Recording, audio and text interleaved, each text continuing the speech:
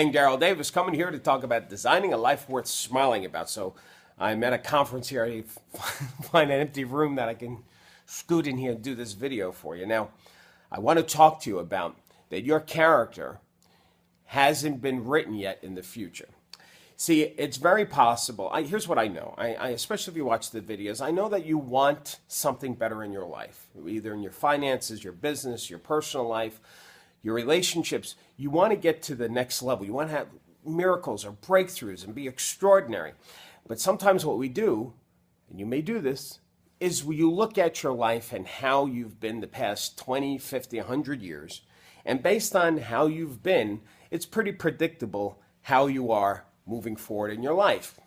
We may have some successes, but like the real major breakthrough, miraculous, extraordinary, that it's like, well, that's just not who I am. That's not how I'm wired. That's not how I was brought up. My parents, that's how they were. This is how I am. My siblings, if I had different brothers or sisters. So we kind of get resigned that this is just who I am. This is how I am in the world. But I want to suggest that when we do that, we kill off possibility, we kill off being extraordinary, and actually there's a different way of looking at it. See, I want you to think about a movie that you really like and where the character that was played by that particular actor, you couldn't imagine anybody else playing that role. For example, Indiana Jones. When I think Indiana Jones, Raiders of the Lost Ark, I cannot see anybody else playing that character except Harrison Ford. So when I heard and I read this, that Tom Selleck was offered the role of Indiana Jones and he turned it down. I can't imagine him playing Indiana Jones. That would not have been as successful. Or Michelle Pfeiffer was supposed to play Jodie Foster's role in Silence of the Lambs, and etc. But here's the interesting thing, and this is why I want to do this video for you, because when I read that, I was like, well, wait a second. Those actors that didn't play the roles, they're very talented. They probably could have played those roles.